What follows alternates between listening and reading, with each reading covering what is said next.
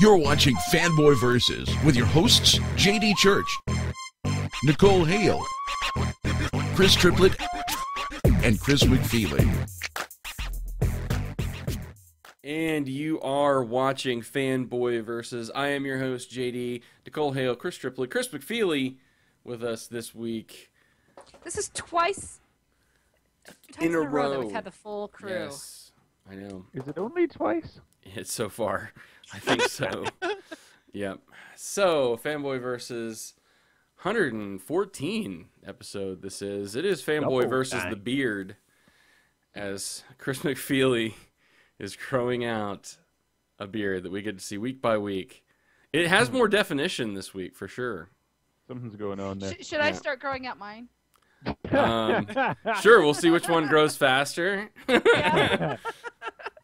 Yeah, it'd probably be yours. Mine sucks.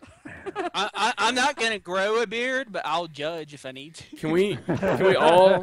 We should all participate in No Shave November, and when November comes around, you just made that up. That no, ain't real, it's a thing, dude. It's a thing. What's the thing? Yeah. We call it Movember over here from mustache. Oh, we spell mustache. mustache. We spell mustache with an M-O-U instead of an M-U, like you. I go classier that way. Once without shaving my legs, I could probably braid it. That's nasty. Oh, nah. That would Yes, happen. But Thank see, you. we should totally do that though. You don't shave your legs, and we won't shave our face, and then we can compare and see, which grows faster. So, how often do you have to shave your legs, Nicole? Just out of curiosity. Every day. Every day, really? Wow. See, this is the thing of getting married. It's like, once a month or so. It's like, oh, thanks, son. No, it's not a requirement, people. It's not a requirement. So now you know about my shaving habits. I don't know. Well, I don't even shave my face once a day. Like, Sunday, shaving day. This is right before the work week, and then I just kind of let it grow out slowly throughout the week and not even worry about it. Anyway, comic books happened this week. And actually got quite a few myself this week. I was pretty happy with my general haul. We had good stuff. We're not going to talk about all of it on the show this week. But Chris is going to tell us about some news that we did get. We didn't get a whole lot, I guess. Just a little. Really just the fact that the solicits from Marvel for November came out and have essentially confirmed that all of the Marvel Now books that we've heard of up until now are coming out in November. So we can expect Gillen's Iron Man and Fraction's Fantastic Four and FF and Wade's Hulk and Bendis' X-Men and Remender's Cap and Aaron's Thor. I believe that was all the new number ones. Oh, and Deadpool. Yay. Yeah, that's everything. But what is interesting to me is simply the fact that those are all the obvious ones. Oh, Yeah. and the new X-Men Legacy as well by Cy Spurrier. That one's coming out as well. But these are all the the obvious ones. It's what's coming in December that we should have our eyes out for. What? We don't know what it is. I'm just saying they said there's going to be new number ones every week from October to January. And I don't know if that's inclusive of January or just up through December, but that means that it's the less obvious stuff, the less easily predictable books we'll be seeing in the December solicits, so they'll be along on their way. But there's a couple of other things from the December solicits, November solicits that are interesting. And one of them is what's happening with Journey into Mystery. Oh, sweet. Yes, because it's been announced that the book, where we already know Kieran Gillen is leaving, Mm-hmm. and he's ending his 30-issue or so story that he'd always had planned to do. But it has now been confirmed that the book is going to be changing focus. It's not going to be a Loki book anymore. It's going to be about... Calm down, easy. It's going to be about Thor's goats. It turns out it's about Thor's goats. Oh, that would be cool. That'd be cool. Buy that book.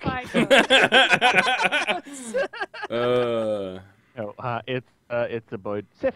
It's going to become about Sif. Oh. Huh. Yeah. And cool. Catherine Immerman is going to be taking over the writing. Oh. Valerio Shitty is going to be on the art.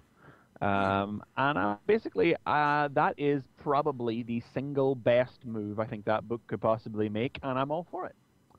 because nobody is going to be able to follow what Gillen did with Loki in a hurry. You know, they couldn't just give the reins of Loki over to somebody else in the same book. Just moving him. I mean, it's like, oh no, little Loki, we will miss you, but it would be creatively, artistically, whatever, just kind of unwise to hand it to somebody else and just expect the same level of quality from it. So, plus, you know, the book was originally presented way back when, before it actually came out, as just being the other Asgardian book. And we were when it started, we kind of expected rotating stories about Volstagg and Sif and Balder and Loki and all this other stuff. And it just turned out to be a Loki book. But there's loads of room to do this. And you know, it doesn't have to be about Sif constantly. They might do an arc about Sif, and then maybe something else will happen afterwards. And I'm all for it. And I like Immerman's work as well. So I'm basically really looking forward to seeing how this goes. Yeah. Awesome. That sounds good. But it's also interesting is that, well, no, I suppose that actually kind of ties into the final bit of speculatory news. Okay, both of these things are this list kind of possibly lead towards the same thing. So the other news is not the good news. Yeah, the other news from the November sister list is Avengers Academy is ending with issue number 39. I wasn't kidding. Bye. I saw you tweet that. Yeah. What the hell? Yeah, I saw Christos Gage's tweet about that and, after yours and stuff. So yeah. Balls. And he's on nothing now. Like, I mean, yeah, he's not doing anything ongoing. Yeah. I mean, he says he's still doing some stuff for Marvel, just nothing ongoing right now. Balls, big sweaty one. Like, really, this is bad. Is Christos Gage doing Angel and Faith? Because that's ongoing. Yeah, it's not ongoing, but he is doing it. Yeah. Okay. No, Angel and Faith is ongoing at Dark Horse. It's the Dark Horse. I'm sorry. Yeah, it's ongoing, but not from Marvel. That's right. Yeah. Yes. Marvel. Yeah. Okay. Yeah, so that's happening. I mean, it does look like it's going to be an end, and of course, if you're reading the book right now, this final exam storyline, well, it's there in the title, you know. Yeah, because this is 35. They do feel like they're moving things towards some kind of climax. It's like there'll be 2 epilogue issues, I guess, after that. Yeah. So, because 39, he said, is the last issue. 39 is the last one. It's a nice cover. It's just all of their arms reaching in and throwing mortar boards into the air. Oh, that's cool. Graduation hats, kids, if you don't know what they're really called. Yeah. God, I'd hope we know. Yeah. Do people not know that they're mortar boards? Just checking. No, I mean, I think you're right. I think some people don't know that. So, I mean, this is not news then, this other bit, but it does cause one to speculate further, because we remember Marvel Now. Remember the Marvel Now .1 advert, remember, with Black Nick Fury tossing the dossiers at the audience, and there were like 5 images of different characters? Mm-hmm. That man and one was Cable, and I don't care who the other ones were, except the important one, which was that it was Little Loki, Wiccan from Young Avengers, and Miss America from Vengeance. And I was thinking, a little while ago, we heard that some characters from Runaways would be appearing in something soon that was not going to be called Runaways. So the signs are pointing towards the existence of a book for Marvel's teen contingent. And perhaps Gillen is going there, carrying on with Loki over to that. And maybe we'll see some of the Initiative characters or the Academy characters in that. I'm gonna hold out some hope for that. Because, I mean, Gillen was doing Uncanny X-Men and Journey, and now he's just doing Iron Man, so there's like room on his schedule. And this is the sort of thing I'm talking about when the less obvious things in the December solicits. So we'll have to wait and see. But that's about it for the news. One good thing, one terrible awful thing. Yeah. Crap. Yeah, speaking of Academy, we're not reviewing it, and you may mention it, I guess. I don't know. Give it a nod later. As I was reading it, I didn't realize that this character was actually from Broxton. And that... yeah. I don't know anything about this version of... I mean, I guess she goes by Enchantress, but it's not the Enchantress. What is her story, do you know? This is these characters, along with Coat of Arms and Big Zero. These are the young masters who were introduced in the Dark Reign Young Avengers miniseries, and have just sort of popped up very occasionally here and there in between then and now. She claimed to be an Asgardian and spoke with a really fake, affected Asgardian accent, and it eventually turned out that she was just some Broxton girl who was given powers by the Enchantress to be evil with. Wow. Very good. Huh. Hometown villain hero thing. It was nice to see the young masters pop up in Academy because they were... I mean, actually, like, it seems well overdue. They're very obvious, like, good choices for that because they're young heroes, young supervillains who did make the wrong choices and did go down the route of evil. Mm-hmm. And they seem like obvious foils for Academy kids, but it's taken this long to get them in now. So, like, will the Avengers Academy characters, you think, show up in some other books, like maybe that Uncanny Avengers book or something like that, maybe? Well, I would be a bit surprised if they were in Uncanny Avengers, but if there's going to be a teen book, that seems like the most logical place to look for them, you know, depending on, you know, their status at the end of this, like whether some of them are breathing or not. They're just gonna die because that's the way they gotta end it. Just make it just sad as hell. You know what sucks so fucking terrible is that like we get the 4-part final exam's gonna take us up to 37. You know what 38 is? 38 is the touch football game between them and the Jean Grey Academy. They're letting it happen. They're doing it. People have been calling for that. I don't know if it's gonna be touch football. It's sports, you know. So softball, you know, whatever schools play these days. They've announced it. I forgot it already. There's a ball involved, and it's like, oh, what a lovely thing. Let's keep this series going. Oh no, cancel. That seems so like late. It should be a softball game, is what it should be. Like that should have been like before this final exam arc or something, you know. Should have been before AVX. Because, exactly. Like, AVX happened. Wolverine the X-Men got really kind of depressing. Went from being like fun and entertaining to, oh god, this character wants to kill them. What's going on now? Yeah, I mean, even in AVX, you can tell that it's like crazy stuff is just going on everywhere. So in the X books, so presumably the togetherness of the softball game will be used to represent vicariously or as a metaphor for or a deliberate reference to the coming back together of the Avengers and X-Men. So it'll be like a sort of what do I want to like a it's like when offering. West Coast and East Coast played softball every year, except for X-Men in the Avengers. It's like and then Hawkeye's team is going to cheat because, that's what Hawkeye does. Cheats. It's like when the U.S. government took all the Indians' land and then gave them casinos. No? Not like that? No. I don't think so. No. Okay. Okay. Awesome. Well, that's sad. That's about it for the news, yeah. And it's just, I love reading, especially Christos Gage on Marvel, just because he just has such a depth of knowledge, and so he's always, there's always things that are popping up that connect really well. And like you said, he's probably one of the best at tying his stories into events. And since Marvel is, event dependent, that's a big part of writing. So I don't know. Hopefully they'll get him on something, but he'll be on that second lineup. It's always like you have those free agents that are sitting out there, like in sports. And it's like when something will go wrong or they'll need a guy, and then Christos Gage will come back in, and everything will be cool. Well, he's not going anywhere. Like they said, he's working on some stuff, just no ongoing. Right, but that's what I mean. Like something will crack in an ongoing, and then he'll get an ongoing. That'll be. It's like, dude, Bendis is X-Men. It's gone horribly wrong. Come in, we need you to fix this pronto. They would never replace Bendis on a book, no matter how horribly wrong it goes. Could you imagine? Yeah, that would be such a. Well, they canceled Moon Knight at 12 issues rather than try to keep the book floating without Bendis. Yeah.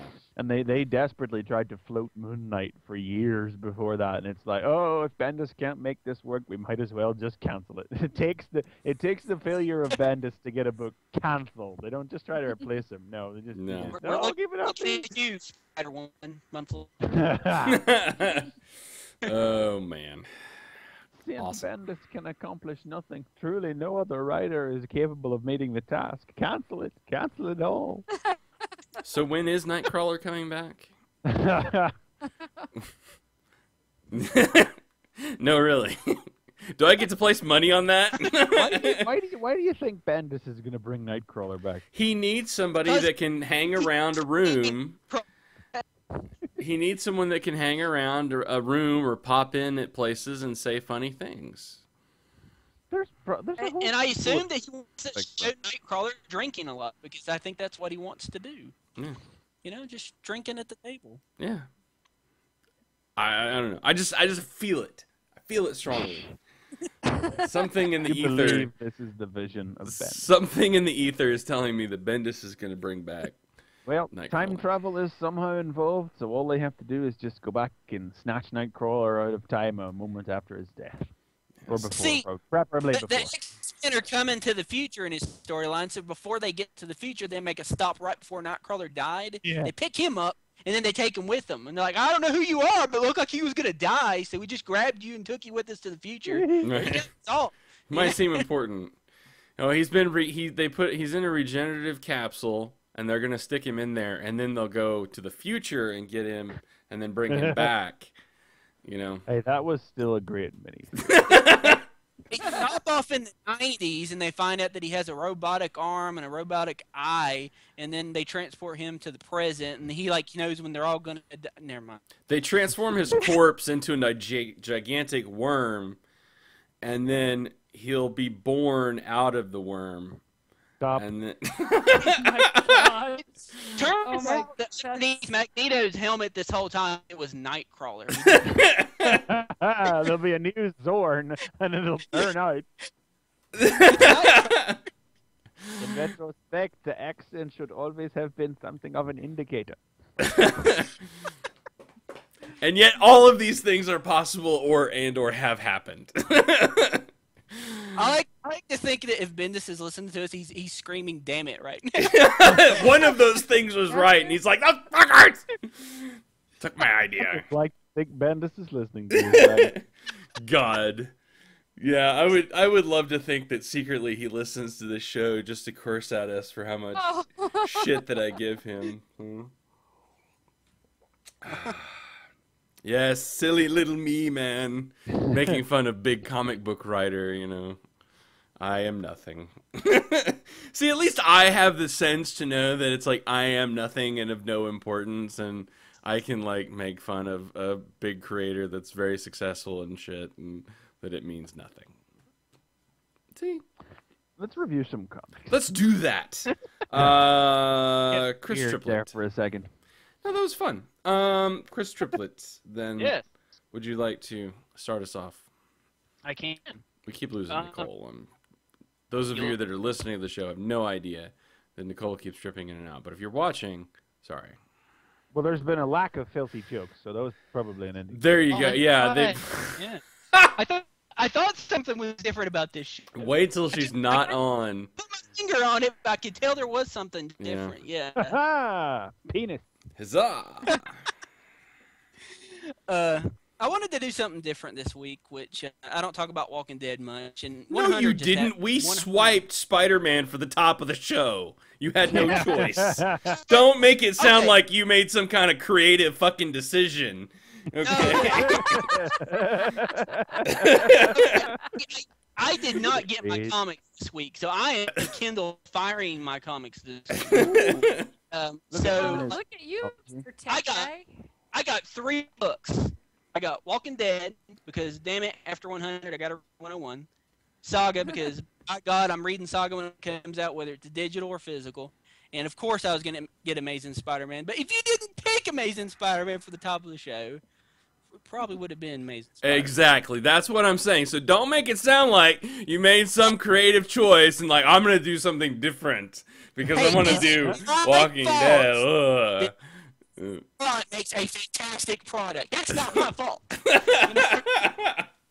All right, talk about Walking Dead. Sorry. But yeah, Walking Dead 101. Spoilers for Walking Dead 100. For God's sakes, the comic came out a month ago. But if you haven't read the damn comic yet, by God, you should have read it. Go away, read it first, because I'm just gonna freaking spoil what happened in 100. You got it. Are you on? Have you left yet? Okay. I'm gonna assume you're gone. Holy shit! Glenn is dead. Yeah. Where do you go from there? What in the hell? What? Yes, Glenn is dead. Not just dead, the poor sucker was beaten to death with a ball bat. Yeah, it was Viciously. nasty. Wow. I got, It was nasty. when I reviewed 100, I felt physically ill after reading that comic. That was part of the reason, because not only was it so graphic, here's a character that's been with us for 100 issues, since the very beginning of the comic. It just made me sick. I mean, if they wanted to make you hate this new guy, this new bad guy, Negan, whatever his name is, you hate him now. He killed Glenn, and dude, I want to see this guy dead. I want Rick to get him. Well, it doesn't happen in this issue.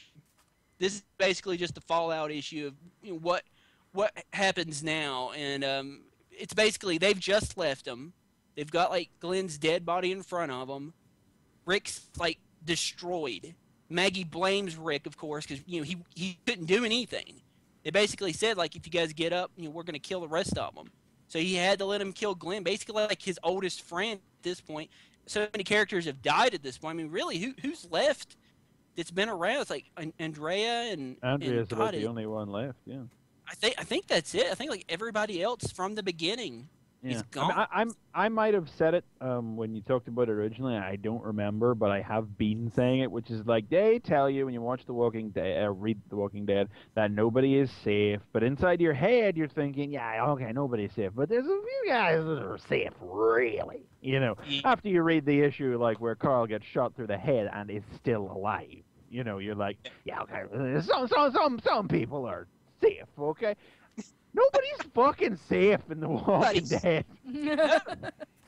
And when I read 100, I honestly thought, does he have the balls to kill Rick?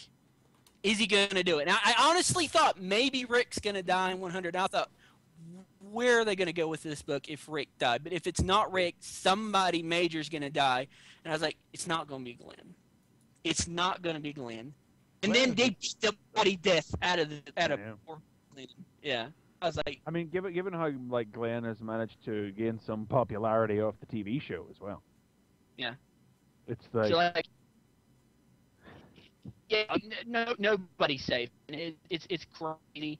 And this issue, like I said, it's basically just them trying to figure out what to do next. Their world is gotten even more dangerous now. Like this isn't even like the next part of a story. This is like I think part 5 of a story called Something to Fear. And I mean, it makes perfect sense because like this guy, his army of people, it's something new for them to be afraid of. It's like an enemy. Like I mean, it's not the governor. He's kind of worse than the governor because I mean they don't know where he's at. They don't know where he came from. He didn't really know how many people he had. He found out in the last issue there's like 100 of them, and now he's got to figure out where to go from here. And they're just kind of stuck. And everybody is just trying to figure out what to do next. Like I said, it's mostly just kind of like picking up the pieces where you go. They eventually make their way back to the town, but like what's really cool is at the end of the issue, you find out why they were attacked on the road. Their home base was attacked, and nobody at their base died. Their base actually captured one of their guys. And I'm just gonna. That's basically the end of the comic. I don't think it's too big of a spoiler, but it's kind of interesting because like he basically said, okay, I'm going to find you and I'm going to kill you. This is what Rick said about Negan, the guy that's the bad guy. So now he's got one of their guys, and it's like at this point, like Rick, you think, what in the hell is he gonna do to this guy? Just to find him. I mean, it's like, oh God, like the next issue, who knows what's gonna happen? But it's good. I mean, like totally buy this book if you're not buying Walking Dead because you're watching the TV show. I mean, it's a totally different product than the TV show because the TV show is like characters still feel like they're safe. The comic, like we were saying, nobody's safe. and it's awesome. Yeah, especially this next. I mean, talking about the series, I think the next season is going to be a huge test for the series as far as how far they're going to be willing to go and what they're going to do. Because I know that it gets pretty intense, does it not? Oh no, I mean I've already completely lost faith in it. Really? Okay, like it'll do I'm nothing. liking this. Yeah, I'm liking it. The prison stuff is pretty graphic and crazy, but I don't think. I mean, because they kind of wussed out. They wussed out with the whole thing with Carl. I don't think they're going to do anything that they did in the comics. I mean, they really gotta bring it out, or else it's just going to come off as just who cares, really. Yeah. I mean, they didn't even have the balls to do the worst thing from Volume 1. And it gets so much more intense than that it's like I have no faith in it. Because the woman is supposed to do, the wife is supposed to die, isn't she? And she cannot die fucking fast enough on that TV show. Even though I think I read something. I won't object to a slight deviation from the books if that bitch dies in the first episode. I think. Oh my god! I've never seen a more contrary whore. Talk about destroying two best friends. Like seriously, die. There's a barn full of zombies. Would you go into town and get me a stick to push on? Fuck off, love. Fuck off. I hate her so much. True feelings about this. I think one thing that could be interesting, so Glenn's dead in the comic now. Does that mean that the character could die in the show earlier now? I mean, or do it seems like the rules are out the door anyway, because like Dale died in very early in the show, and Dale lasted 60, 70 issues or something in the comic. I mean, he lasted till the end of the prison, I want to say, wasn't it? In the or a little bit way in prison, yeah. Yeah, it was a little past the prison, I think, where Dale survived. I just did a search and saw a picture of dead Glenn, and I'm pretty sure Glenn is dead. Yeah, he's dead. I mean, the important thing is that he mashed his brain. He beat him with the bat. I don't think he could. He's not even. There's not even going to be zombie Glenn. Well, the thing is, just before that, when they're trying to pick out who to make an example out of, it was kind of. Oh, it was very hard to read. I mean, not saying it was bad, it was just very emotionally wow, this is very racist, very, very bad. Basically doing eeny, meeny, miny, mo. When he would pop at a character, you would feel it. You would be like, oh shit, they're going to kill Carl. Oh shit, they're going to kill Rick. No, he's not going to kill Glenn. Oh, thank God, he moved on. Oh, he came back to Glenn. Oh shit, no. Yeah, this is a racist asshole. Yeah. Wow. But yeah, it's an interesting time to be reading Walking Dead, because I mean it's literally like you're kind of like back at the beginning, like we were saying, where nobody's safe. Because we went a long time where people felt like they were safe, but now we're back to nobody is safe. I mean, honestly, anybody could die at any time. Now I could see even Rick dying at any time, despite the fact he's like the main character of the book. So it's cool. Awesome. I'll do that for the 10th anniversary or something like that. Issue 200. Rick makes it to 200. He dies with Cerebus, the aardvark. They just they just do it at a random issue. They just pick a random one, like 127. It's like 107. Yeah, just some random number. So, cool. All right, Nicole then.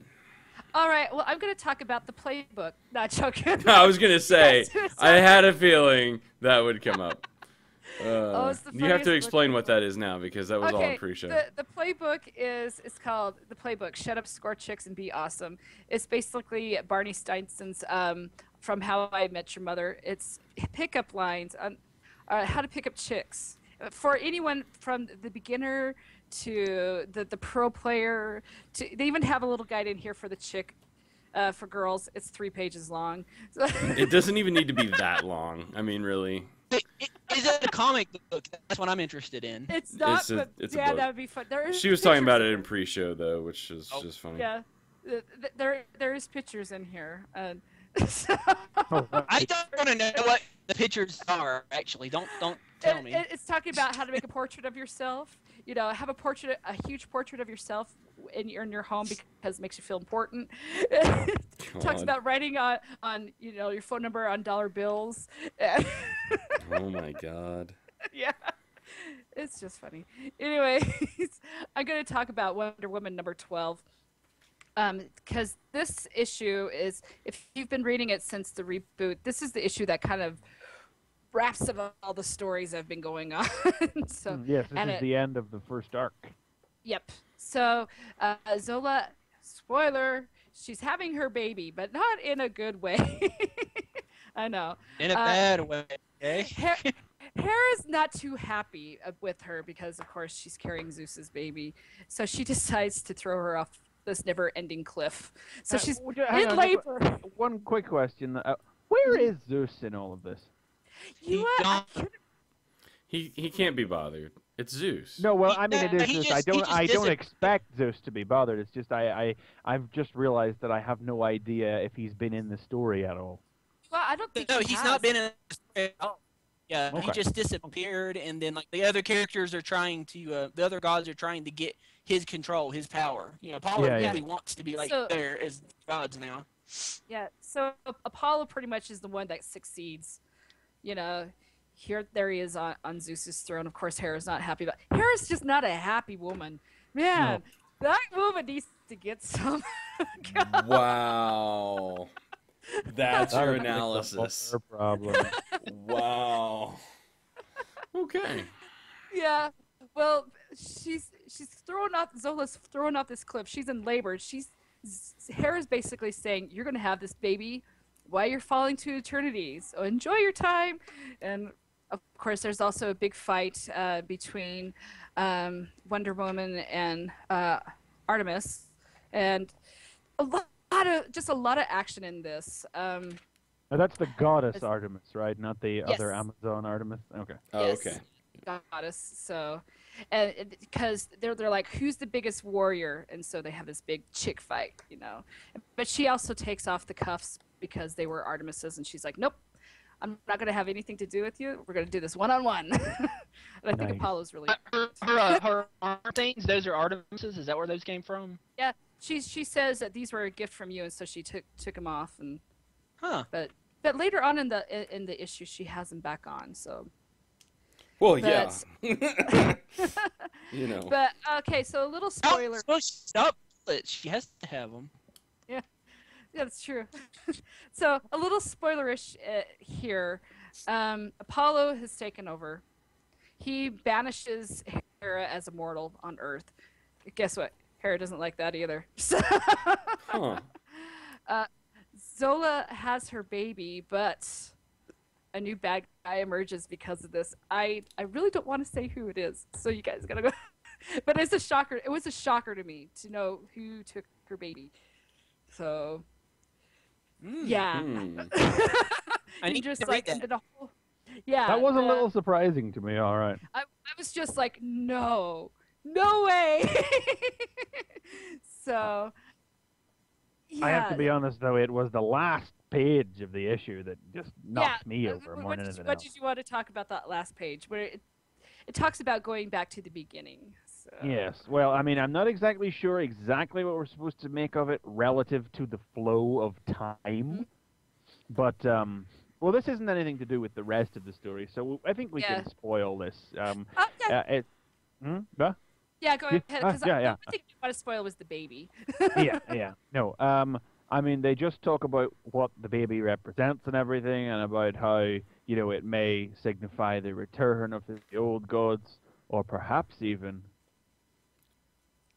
And then we cut to like some kind of snowy landscape or something, and a hand just bursts out of some ice, and then boom, tube, and Orion's back.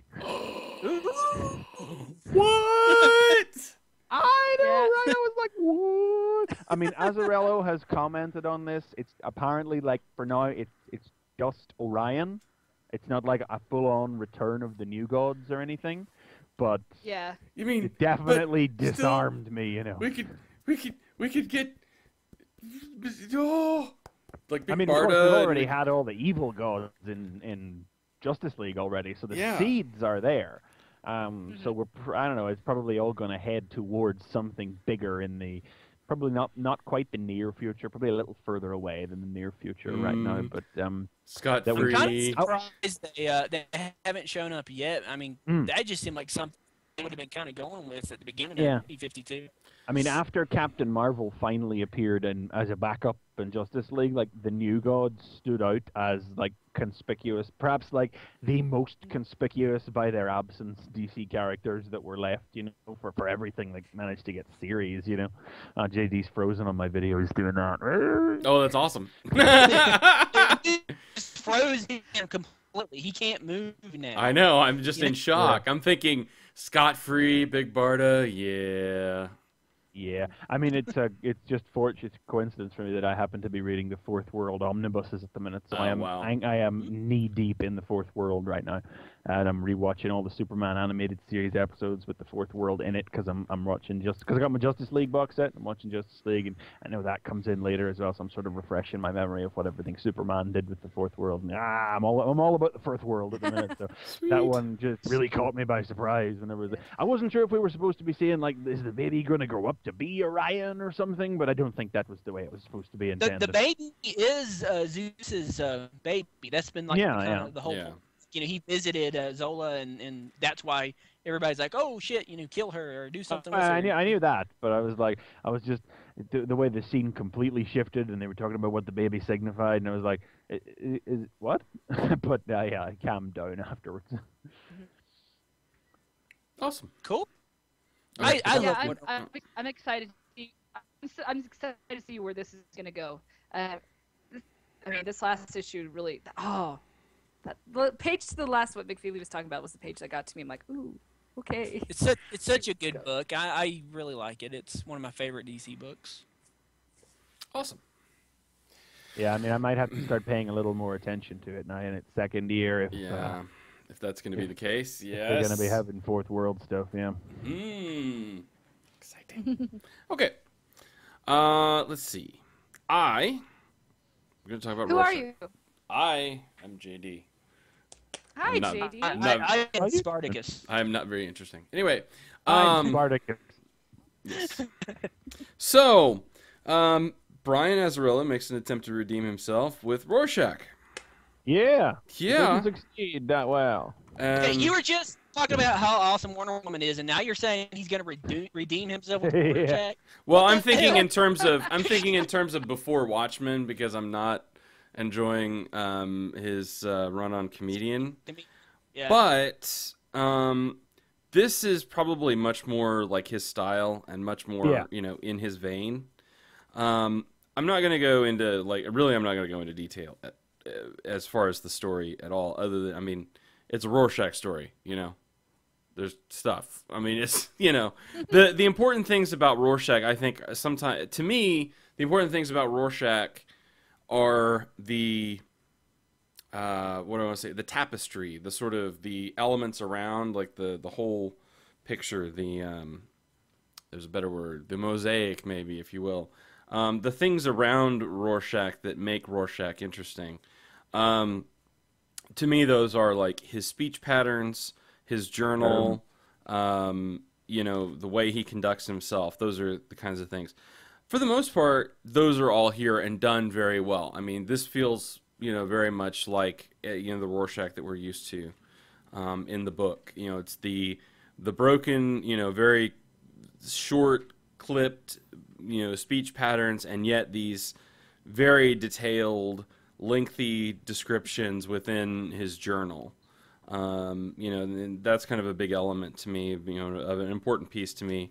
You know, and also ruthless and violent and and also not always succeeding, I think, as well. That's another thing that does happen in this story. You know, we do get a nice sense of a start of a larger sort of story, a potential serial killer that's in this, but also how Rorschach interacts with some of the larger gangs and things. Is it before he met Night Owl Rorschach? Is that what this is? It's 77, say 77. Hey, July 1st, 77. So I think... I can't remember, to be honest. I don't know.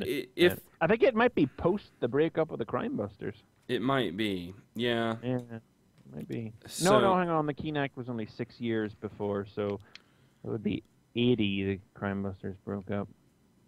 Yeah, I'm not sure. I can't remember if it's because now I can't remember when the Keen Act Because there's no passed. mention of any of it, one way or the other, in the book. So. Yeah, I just know like the Night Owl book, they're kind of just become partners, and that partnership's kind of falling apart a little bit. And I didn't know if maybe that's this was a whole nother thing.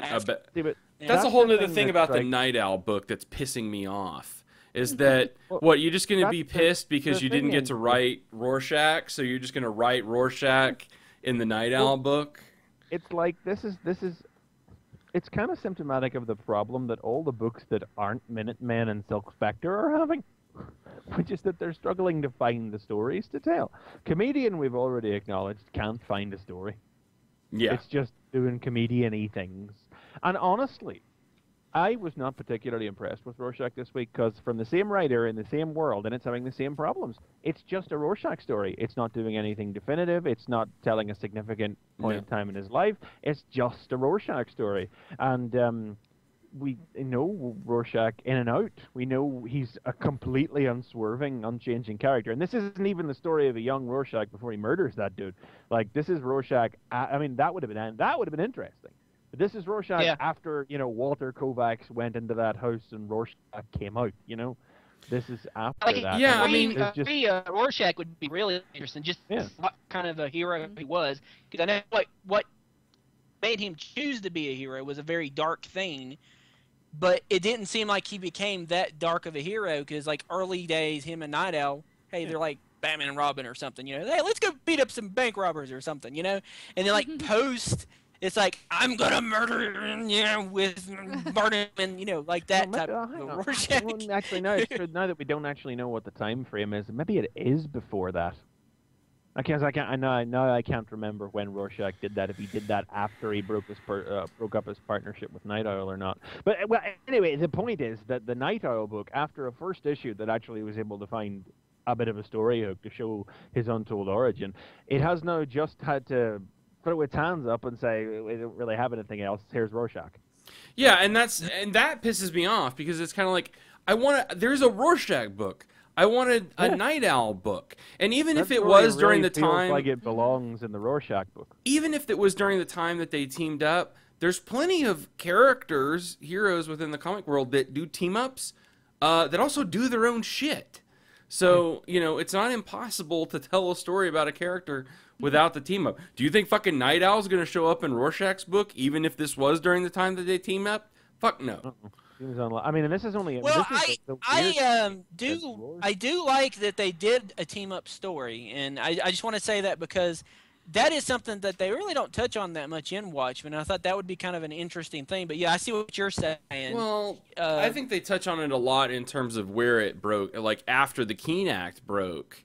I mean, they talk about how that relationship between Night Owl and Rorschach became strained, after the Keen Act ended. Because for Rorschach, for him, as that sort of representative of moral absolutism, there's no reason to stop what he's doing. He's on a mission from God. There's no reason to stop what he's doing. It's an extremely generic Rorschach story. Just as the comedian one is extremely generic, but like even in the worst way, and we'll have to see what Dr. Manhattan does. But this could the thing that I like about this is it, and I'm not saying I fell in love with the story. The thing that I like about it is it at best you can say it's sort of like a day in the life. I mean, it's not like the most interesting.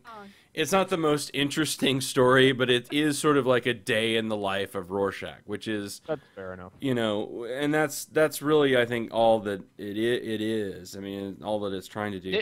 The one thing that threw me off, and I haven't grabbed my Watchmen book to go back, but he's cussing a lot in his journal, and I don't recall him doing that like much at all. Hard to remember exactly. I'm going to have to go back and read the Rorschach journal because it's like, of everything that's going on, and even for as violent as Rorschach is, I don't remember him doing that, and it seems like it's wrong. It may not be, Yeah, I don't remember. I don't remember cussing a lot in the journal. No. But I was going to ask, did the comic begin with them finding a dog carcass in an alley this morning? No, with a tire tread on Burst's stomach? That would have been awesome. I mean, on Burst's stomach. God. He does talk about. I mean, it is mentioned like in the very beginning here, like where he mentions again like where he got his mask or something, like where he got his start or whatever. Yeah, the dress, the lady's dress. And it's like you can say is that at least it's a day in the life sort of story. That's at best. Yeah, at best. I mean, the comedian is awful. It's nothing. There's nothing to it. It's just there. Torchwood Belfast is asking in the chat which one the best one is. I think we'd all agree it's Minutemen. I think it's Minutemen, followed closely by Silk Spectre. Yeah. I mean, the two with the most defined point and the best reason to exist, and the characters with the biggest scope to tell new stories. Well, and they also have. I mean, it's a combination of having the most space to play with. You know, I think that helps a little bit. Yeah. So much of what we need to know about the characters, Rorschach, comedian especially, and somewhat, Night Owl too, is in the book. Not so much Night Owl, but yeah, not so much Night Owl, but Night Owl too. So there's just not a lot of room to play in that world. Really, all you can do is a day in the life. I mean, you can't tell much more story. What's Dr. Manhattan going to be about? Oh my God, I can't. I mean, we literally know like every second of all the major events out of his entire life. And that through the courtesy of one time splintered issue. And that character is going to bother me if it's not written well. I mean, there's a very particular thing about Dr. Manhattan. You can kind of joke about it, but it's like that is truly a character that exists in all points of time at once, and yet is defined by living within the continuity. And if that's not really well thought out and really, well crafted, then that character doesn't make sense, anymore, or it just directly contradicts everything that was set up within Watchmen. I'm scared. I don't know if Straczynski is gonna pull it off in that way, but we'll see. I think it's gonna be just a lot of I think that's what it's gonna. It's gonna be what? I'm sorry, you broke up a little bit. A lot of Adam Hughes art. That's what it's gonna be. Yeah. That's probably gonna be the draw. Yeah. So I don't know. So I don't know. Anyway, check it out. I mean, if you're it's readable. It's readable. It's Rorschach. It's like Rorschach is the one that most people when they come into me and ask about it, they ask me like what they're like, and I tell them, Minutemen and Silk Spectre are the best. Ozymandias and Night Owl are fine. Comedian is Trunks, and Rorschach and Dr. Manhattan haven't started yet. Rorschach is the one most people ask about, and it's everybody's favorite character from the comic. You want it to be awesome. I mean, that's what I was wanting you to say, and I'm a little disappointed. It's not that it's like I'm kind of disappointed too. It's a not that I'm gonna judge groups of people here, okay? But the people who are coming into me are the kind of hipsters who don't actually come in and buy comics from me, but somebody told them once or they read on the internet that some guy who's a magician or something did Watchmen, and that's totally like the comic book, and they read it before it was cool to read it or whatever. These are the type gosh. Yeah. These are the type of people who wasn't Rorschach awesome? Oh, he was the best. Talk about objectivism, and doesn't he totally subvert the paradigm with my knitted hat? And this is going to give them everything they want out of it. There's nothing there, but it's going to give anybody who's just buying it because they love Rorschach, because Watchmen is the only comic they've ever read. It's going to give them anything and everything they want out of it. Yeah, but if you're looking for... Perhaps I had more moral objection to it than you because of that. Yeah.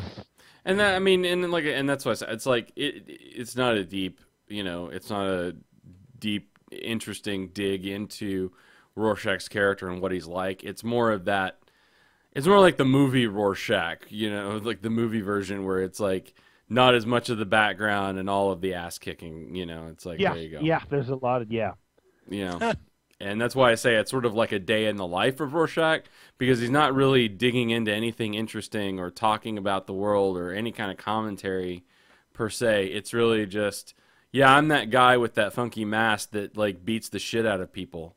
That says weird And things. Yeah. I was kind of hoping that he might have like a, like a Rorschach bill and maybe like a pet dog or something. Oh, You know? God. That would be awesome. So That would be Saturday awesome. morning Rorschach. oh man, God, I love Yes. that. I love that. Oh, I had to shove that into I would the like show to at read some that. point. I'd like to read that. God. The dog's But- name would be Spot.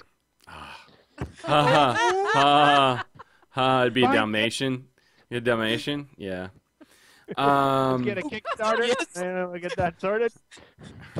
Speaking real quick of Saturday morning special. speaking of That's funny. Kickstarter, that Gail Simone Yes. Califiente, To hell- like that To hell Kickstarter with is like Alice Moore, I would buy the shit out of that comic and or cartoon. yeah. The Adventures of Rorschach and Spot. Oh my God. All right, Chris McFeely, save us from Watchmen. I don't have any one specific thing to talk about this week again, so I'm just going to hit a couple of notes. Daredevil, number 17, was out this week and distinguished itself by doing again something I think, we'll probably see every once in a while with Daredevil, because this is, twice is a coincidence, but 3 times will make a pattern. This is only the second time, but this is the second time that we've had a flashback to Matt and Foggy, an entire single issue story that is a flashback to Matt and Foggy's younger days together, and it's following on from the way the Foggy has dissolved their partnership. Following, I don't remember if we revealed it. Did we talk about the last issue? Anyway, he found I Daredevil. talked about it, but Yeah. I didn't spoil Yeah, I the have. end. Yeah, okay. I must spoil it now. While Daredevil was busy doing stuff in Latveria and Foggy was poking around his office, we didn't see what Foggy had found in the issue that he found it. We found out what it was last issue when he tipped it out on the table in front of Matt, and it was Matt's dad's skeleton and boxing gloves. Oh god, yeah. Following on from Matt the Murdock earlier... totally insane. What the hell? Following on from the earlier issue in which the Mole Man had robbed his dad's grave along with many other people's, but Matt is claims he did not do this. Even in his internal narration, that he did not take these things from his dad's grave, but he can tell by touch that they are the real things. So we really, really don't know what's going on. But it prompts Matt to have a flashback to one of the times that their partnership was in trouble in their early days.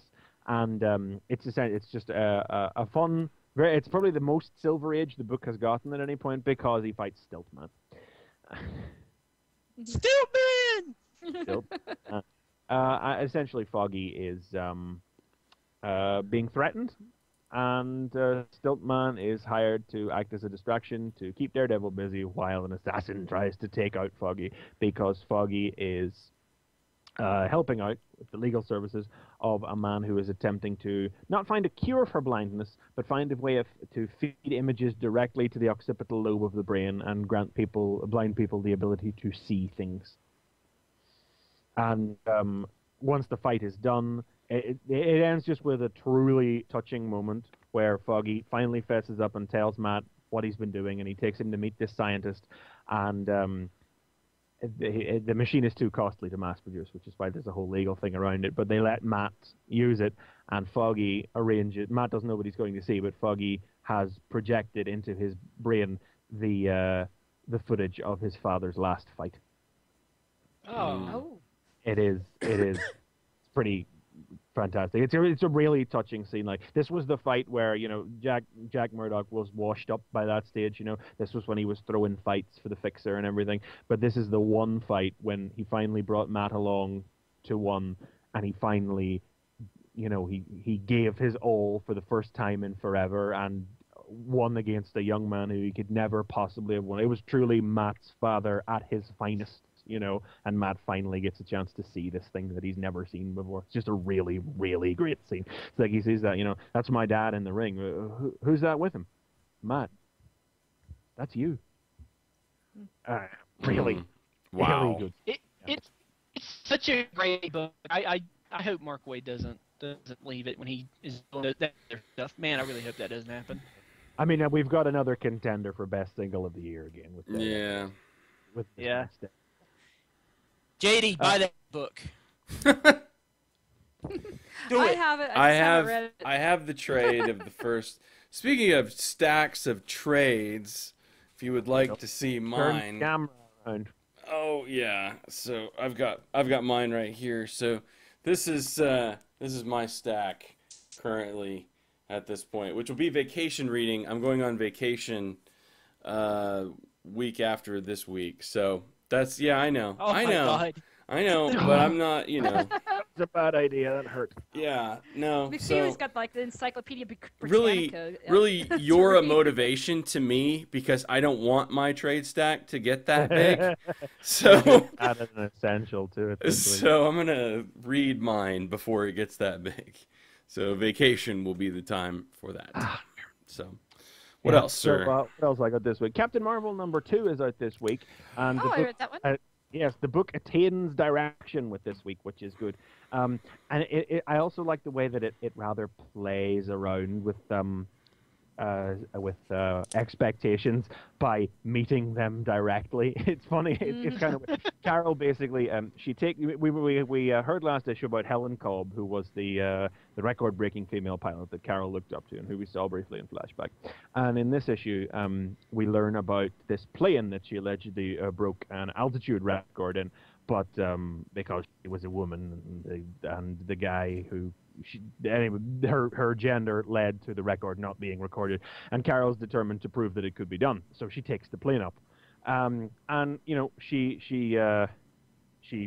goes up so high that she ices up, and she comes crashing down. And then there's a flash, and she wakes up on an island, and she's suddenly surrounded by Japanese soldiers, and then she's rescued by an all-female commando group, and you as a reader can really tell what's happened at this stage. She's been sent back in time to World War II somehow. But throughout the entire thing, she's going, please tell me that I have not been sent back in time to World War II. I like the one line. She's like, Spider-Woman was right. We need a manual for this. Yeah, because it's like, okay, there's I'm amazed Avenger. that they don't. It's such a. It's like, yeah, she's able to twig on to what has happened to her because it's such a commonplace thing that happens. Well, and I like that she's like, okay, there's Avenger protocols for time travel. I don't remember what they are, but I know that they exist. It's about a butterfly. Yeah. Yeah. And also there might be some aliens or something.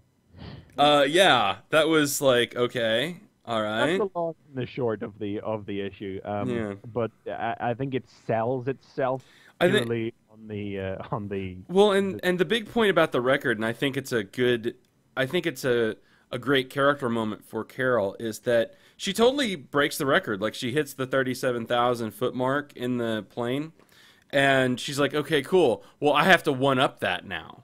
So it's like totally Carol's like competitive, nature, and it's the one upping it that leads to all of this catastrophe. So it's like, it's a really interesting character moment where that happens. I was really glad that was like the catalyst for all this. So I'm continuing to like it.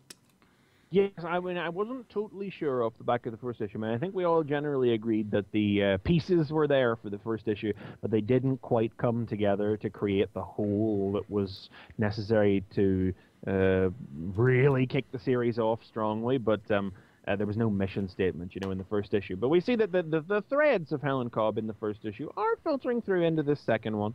And again, we talked about Carol's characterization has never been the most consistent thing over the years, but this feels like it's, if nothing else, it does feel like the writer has quite a tight handle on what she wants to do with Carol. And hopefully will help define her going forward a little and then stabilize the character a little bit. There's no big change in the art. Still not the biggest fan of the art. I still would like it if it looked more like the covers. I was going to ask about the art, see if the art's doing better for you or not, because I wish it had like kind of like a funnier style. Yeah. It seems kind of dark.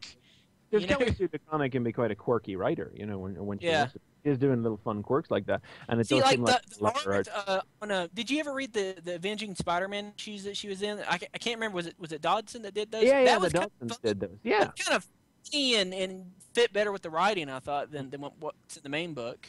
I will say though that the darker, murkier style is not badly suited to this particular issue because it is World War II, God's Forsaken Island in the dead of night. You know, as a period piece, the art fits it fairly well. It fits it far, far better than it did like a daylight fight with the Absorbing Man in front of a museum over Moon Rocks. You know, there's a much better match here. So I will say that for the art, but you know, as soon as we get out of World War II, I'll be like, it'll be back. And for you guys out there, there's a lot of good-looking ladies in here. That's true. I guess. Yeah. He doesn't draw the sexiest ladies or anything, the artist, you know. But I'm like, it's World War II. Should probably have a shirt that covers your belly, love. Yeah. Yeah, that's not really. You know, I went off a bit as far as practicality. I went off a bit last week when we were talking about practicality and superhero uniforms and everything, and how it's not necessarily the best idea, even if it. If there's like good intentions behind it, but this is just a soldier, you know. Are female soldiers allowed to have pigtails and belly shirts? I don't think it works that way. To be fair, I don't think male soldiers are allowed to wear. I don't think male soldiers are allowed to wear bowler hats into combat either. So it's not like the Marvel universe. That's okay. We're okay with that. Right. All of these things are fine, and we don't want to mess with it. Dum Dugan, man. Yeah. I would never knock Dum Dum Dugan. Yeah, I mean, I wasn't pulled out of the story by her attire or anything. You know, she does look like what if Harley Quinn. Her look reminded me a lot of the new Arkham City Harley Quinn. Yeah. What if? It's a bit GI Joe-ish. It's a bit all girl GI Joe. It's like Scarlet, Lady J, and CoverGirl all arrive to I help. think that's why I liked it. Yeah. But no, generally, like it's continuing well. And it's not a done in one like the first issue, you know. So there's a tighter reason for the storyline this time, and a good more reason to come back. The art's a better fit. Generally, all step in the right direction for Captain Marvel is what I would say. And Saga was also good as well, but I think that'll do it for me for the time. Excellent. Saga's awesome. I liked it. So yeah. Saga's we not talk about Saga every week. This is like the first time we haven't talked about Saga. Yeah, I mean, it continues to be good. I don't know what to say other than you need to be reading it. That's about it, really, and then it's just awesome, you know. Okay, well that brings us to Amazing Spider-Man. I would love to call on Chris Triplette to do this, but I am having horrible audio problems from him. So if I could ask... suck. No, it's not your fault. It's your ISP in North Carolina. But anyway, would you like to go through this then, Chris McFeely? I'll do it if you want. That would be great. I would like that. Okay, lizards. Lots of There you lizards. go. Yeah. All right. So that's our show. And yeah. New, No Turning Back, Part 4, the last part. Human Error. Spidey has just broken into Horizon Labs, where Kurt Connors, possessed by the mind of the lizard, has transformed a large portion of the staff into lizard men. And it looked at the end of last issue like it was all going to kick off, but the lizards are just sitting there. And as Sajani helpfully explains, lizards, they don't have any reason to attack. They're not natural enemies. And I loved it. That was right off to a good start. yeah, it was like, There's no reason the horrible lizard men are going to just attack you because you're there. Lizards don't attack people. That's not how it works. Yeah, they're cool. They're all cool and all, and they just like start hanging out. And Lizard Bella. Start hanging out, start making out, start... Yeah. Yeah. And Connors, I keep calling him Connors, but it is the lizard. You know, he injects him. So it turns out he was just thinking about staying a human after the previous issue's events, but he's just injected himself. So Spidey rushes him outside, and he transforms, and he's the lizard again, and he's a bit he looks different. You know what? He turns into the lizard, and they fight, and Spidey beats him. That's really the full extent of the rest of this fight sequence. There's a couple of nice moments here, like. You know, they're trying to find the cure that happens. The Modell lizard. It's he just cozies up to Hector. Yeah. And Hector's like, "Oh, we have to fix this." I think we should draw attention to the fact that the lizard has transformed and looks different again. Seems like a rather pointless change to change the lizard again after he had just changed his appearance in Shed. And I'm not exactly sure what is so different about him, except for the fact that he's got double jointed legs now, backwards knees. Yeah. Is he like the movie lizard now? He kind of. Well, he's not. That's the thing. He just really doesn't. I figured that's where they were going, but it's not.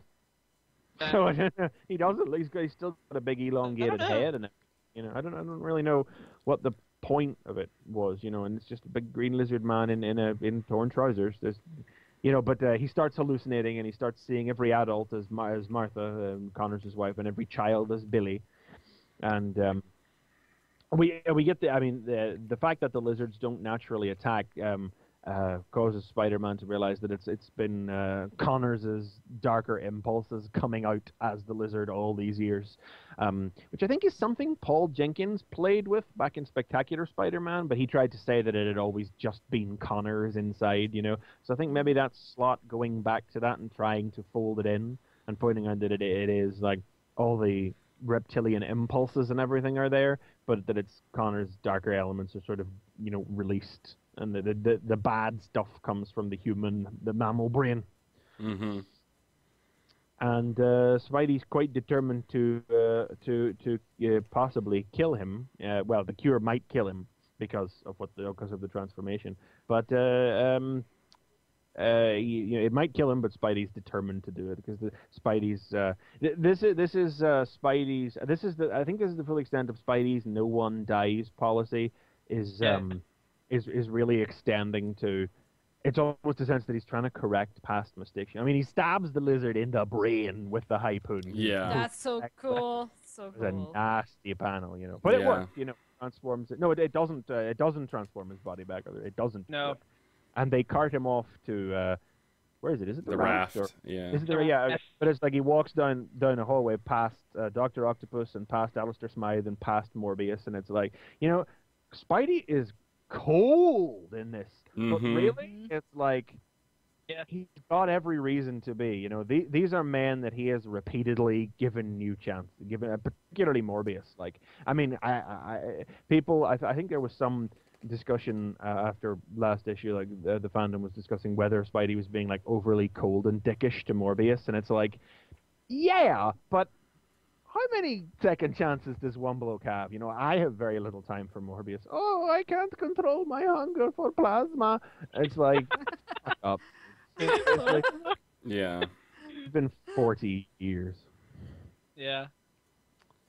But then we see the lizard has been sealed away in a cell and is nibbling on rats and things, but the internal narration reveals that the cure did actually work, and Connors' mind has been freed again inside the lizard, and he's allowing himself to remain trapped in the lizard's body and locked up as his own punishment.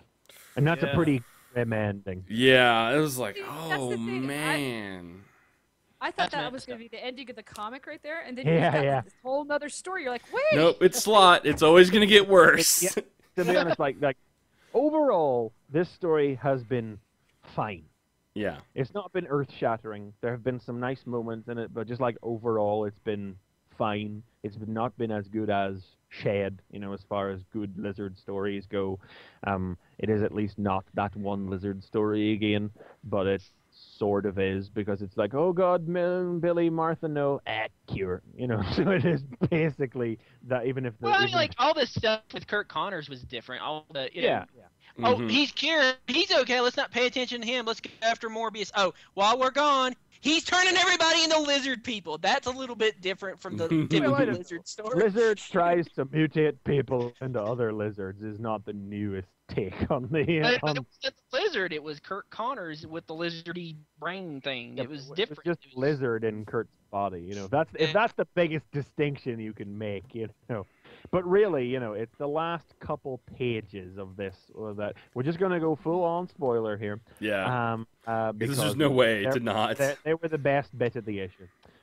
So we know Tiberius Stone took the programs for the designs for the Spider Jammers to place around Shadowland and protect the Kingpin's operation, And Spider-Woman, Madam Web, is watching in on that through the old great web of life as the Hobgoblin is grumbling about how Tiberius Stone looks like he's becoming the new favorite and everything. But then the connection on the web of life to the Hobgoblin has gone. It goes all wobbly wobbly, and she turns her attention to Central America, where a man called the Devil Spider is beating up drug runners in his territory. Then a guy comes running up to him and tells him, "News from America's come about his brother." And the Devil Spider says, "The Hobgoblin, but it is not yet time." And you're like, "What's going on?" He never became a Hobgoblin, tells us. And you're like, wait. And if you know your history, you suddenly start to realize what's going on. Off comes the mask of the Devil Spider. Motherfucking Roderick Kingsley, the original Hobgoblin, is still alive. I didn't see this coming at all. I was like, I mean, this is it's like, if I had been thinking like nearly 2 years ago, I should have seen the setup for this.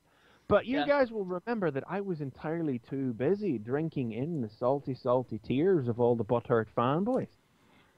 I mean, I was just going, yes, angry letters, feed me. But I should have seen it, and I should have expected better from Slott as well. Because the tale, the important thing here is, right, Hobgoblin History 101. Here we go, quick and brief. Back in the 80s, Hobgoblin appeared. Unnamed guy, his true identity was a big mystery. And it was a big mystery Roger Stern was running through the Spider titles when he was writing. He was just somebody who had found a cache of Norman Osborn's old stuff and had built a new goblin identity for himself, and he was a Hobgoblin. Now, Roger Stern ran this mystery for quite a while, but wound up leaving the Spider books before he could reveal who the Hobgoblin really was. But he'd set Ned Leeds, Google photographer, up to be a likely candidate. So whenever he left and Marvel realized we better resolve this mystery, I believe it was Peter David who wrote the miniseries in which it was revealed that, I don't know if it was a miniseries, but he wrote the story in which it was revealed that Ned Leeds was the Hobgoblin. Of course, Ned Leeds was dead at the time, so they had to reveal it through flashback. And so Ned Leeds was just considered to be the Hobgoblin for like 10 years. Everybody just, that's it, as read, whatever. And then in the 90s, it was the mid to late 90s, Roger Stern came back and did a miniseries called Hobgoblin Lives that explained who the Hobgoblin really was and who he had always intended it to be. And through minimal retconning, he was able to explain the Ned Leeds thing away and explain that, as he had always intended, the Hobgoblin was a guy named Roderick Kingsley, a fashion magnate named Roderick Kingsley. And Kingsley had appeared to be in the same place as the Hobgoblin several times during the course of the run to turn suspicion away from him. But it turned out, as had always been Stern's intention, that he had a twin brother named Daniel, and that he poses the Hobgoblin, or Daniel poses Roderick to make these things happen. And then Kingsley was in one more story where he and the Green Goblin had a bit of a dust-up, because this was Osborn, had just come back at that time after being gone for 20 years. He'd just come back and they had a bit of a dust-up. And he retired off down to South America, and that was it until right now, until now. He was gone. Yeah. That's like 15 years or something. So my butthurt love came from the fact that Kingsley's rep was essentially retroactive. Everybody thought it was Leeds for 10 years. Then they were told it was Kingsley. Kingsley did one thing and retired and disappeared. And so when Kingsley appeared to come back at the start of Slott's run and then died, I was like, big fucking deal. He means nothing to me anyway. Nobody ever, And then everyone was, oh, how could you kill the original Hobgoblin? I was like, yes, your tears stain me. So I was distracted from the fact that it turns out that the guy who put the Hobgoblin costume on and appeared in that first arc of Slots was Daniel, not Roderick. And I should have suspected that because it's so bloody obvious when you stop and think about it. Wow. Wow. It's crazy. And now it turns out Roderick is still alive. And the coolest thing again is this Devil Spider identity. This is just Roderick's MO again. He's got no originality. He can't create an identity of his own. He just rips off somebody else's. He's just wearing a color-inverted version of the Tarantula's costume. Yeah, what I saw about that dude, felt like, wow, what happened to the tarantula? Get so old. What's going on? White shoes there. Yeah. I mean, it's just, I mean, he makes crack here about some imposter has been running around in borrowed clothes, making a name for himself, talking about Phil posing as the Hobgoblin, and he says, "Good con, practically invented it. Can't let it go unanswered." I'm like, Yeah. holy shit! I'm looking forward to what happens with this. Wow. I mean, So- shit, like when we got to that issue big time where he killed the Hobgoblin, he became the new Hobgoblin. We were like, oh my god, this is you. Where is Slot going with this? Never in my mind did I say we're going to see the original Hobgoblin come back. And where the hell is he going with this now? Goblin See on it, Goblin issue action. 700. 700, I tell you. Issue 700. Yeah, I mean, my God. there's. I mean, we're gonna have Listen. another Hobgoblin showdown. I mean, you know. The November solicitations mentioned this, so if you'd read them before you read this issue, the ending would have wound up being spoiled for you by references to the Hobgoblin being back. But presumably it is going to be Hobgoblin on Hobgoblin action, and maybe that's going to lead up to issue 700. I don't know, because I mean we are only now 9 issues away from 700. Yeah. The Unless they do triple like any size- points in between there. Probably 0.1 or not. something. Yeah. We are the triple-sized 50th anniversary issue is out next week, and it kicks off the Alpha storyline. It's $50 in commemoration of the 50th issue. It's $6. Oh, okay. Yeah, I mean, it's not to like draw away from the Lizard story and everything, which has been fine and has had some nice moments in it, but which just altogether did not seem to have been the best possible conclusion to a really great story that Shed kicked off. It's just those last 2 pages are like, what? Well, and I think we can agree that this was probably a little bit of fortuitous timing and tying in with the film and stuff. But yeah, totally the last 2 pages, because, and the important, I don't know if you mentioned, but when Modell figures out that something is missing from his office, and there's a mention that there's 2 people that weren't present. One of them was the guy working for Kingpin, but the other is Peter. So it immediately turns them into suspects, which means Peter is going to be a suspect in terms of having stole the Spider Jammer stuff. But it also means that Kingpin is going to have Spider Jammers. This is going to be bad. Yeah. I mean, and because remember, the Hobgoblin is working for Kingpin and is already turning against the other guys in his organization, and then Kingsley's going to come dropping down into the middle of that. Is that going to wind up? Because I mean, Kingpin, I believe, if I remember, knows that this is not the guy he made the deal with, Right. but has taken him on anyway because he does good work. Yeah, it's really like what we get out of these last couple of pages that sets up the what's coming down the line is altogether just more exciting than the rest of the issue. Yeah. I think the thing that just gets me about it so much is that I should have friggin' seen it 2 years ago, but I didn't. I should have. I was totally thinking, man, like, you know what's been missing from Amazing Spider-Man? We haven't seen Hobgoblin in a while, and then I opened this issue, and then BAM! It's like, there you go. Just when you thought you were missing him, there he is. There he is. Well, awesome. This is a good week of comics. Pretty good week. Next week is a very light week, though. Yeah, I'm worried. Well, it's another 5-week month. You know, it's just Yeah, it is. so plight. But next of it. week's only the 4th week. I know, but it's always it's I always Well, where they expand. So Next I week have- is More Than Meets the Eye. Yeah, it's something but that's else. it. I got More Than Meets the Eye. Dr. and Spider-Man. Manhattan. It's like Dr. Manhattan and something else. What is it? Maybe, I don't know. I got More Than Meets the Eye and Spidey. That's it. That's all I'm gonna have. I'm gonna have to talk wow. about a graphic novel or something next week. Huh. yeah, no, I can't do that. I've got to read the stack. I mean, I'll just can't read remember an it comes old out, graphic novel. I think I have it. Why wouldn't you in read the a stack. new one? Why wouldn't you Because I read have some of your so many current? old. That's what I mean. pending I'll read an old one. I'll Oh, read one okay. from Read the stack. one that you've Read got. one Okay, I was already gonna say. have. Yeah. Yeah, gotcha. But I don't know if I'll even have time to do that because I'm trying to get through the Fourth World omnibuses, and I'm on the 3rd one. I only have the 4th one left. But Wow. Yeah, I gotta decide what I'm gonna read first because I've got a bunch of stuff here. So. Gates of Gotham. I picked that up this week. Ooh, so yeah, so that's in there. What, I've only what read is it. What is that? That's Snyder's. That's kind of the thing that got him the gig on Batman. Is it a detective run or is that a one shot? No, that was a mini series that he did along with his detective stuff. I mean, I remember the solicits for that mini series claimed that it used some stuff from Morrison's run, and then it was going to be setting up seeds for stuff that was coming in Snyder's stuff, but I don't know if any of that turned out to be true. Yeah, there's something about that on the write-up for it, but I don't know. I'll find out. I'm going to read the story for it. He didn't script it. But. So, cool. I think we're pretty much like right at an hour and a half. I love this. So, nice. This is great. So, anyway, that's about it then, I guess, for us. Anything else real quick? Throw in? None? No, I think that's about it. Excellent. I like when it all works out. I love it when a plan it all comes together. Yes. So, we are Fanboy Versus. If you have a Android phone, find us. Find our app, Fanboy Versus app. You can listen to the show on the go, wherever you may be out in the world. You can also find our website at fanboyversus.com.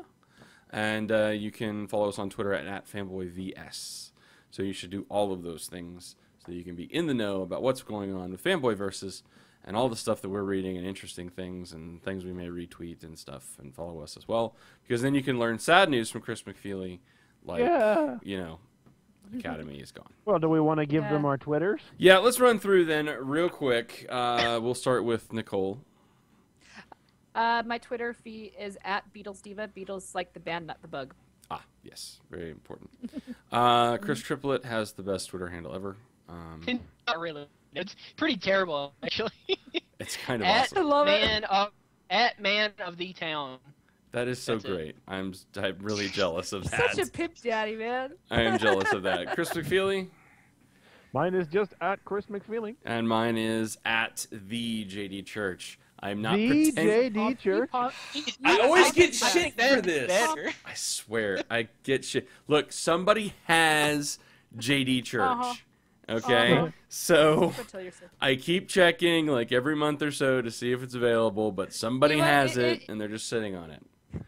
What you should have done instead of putting JD, you know, you should just use JC, the JC. The JC? Yeah, I'm sure that's not taken as well. I'm the JC. I'm not pretentious. If you know me, you will know this. And in fact, I would prefer 3 less letters because that's 3 more letters that I can use in like retweets and things. So I'm like, I need those letters because invariably. I should change mine to Spider-Man Fan 672 or something like that. I just to take up an extra second, I saw Dan Slott this morning was complaining about people on message boards and things using avatars of things that he likes when they're like themselves douches or assholes, because then he associates things that he likes with like douchey people and behavior.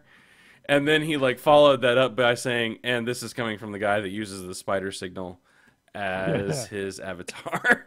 Oh, God. Because he was saying, just use your faces or something close. And I'm going to keep using Spider-Man. And I'll keep using the Hobgoblin. Yes. Thank you very much. Yeah, I actually have that really cool picture the fan did of mine that I just love. I think every once in a while it's like, should I change it? No, that's pretty cool. I can't do that. So my Twitter is Pinkie Pie and Loki. You can't get much better than that. Yeah, that's pretty solid. So, but follow all of those as well because we do try to retweet and tweet things as well throughout the week, news and stuff. So if you just want that larger Fanboy Versus experience, there you go. So awesome. So that's it. That's all for Fanboy Versus 114. We will be back next week. So please tune in next time when it'll be Fanboy Versus.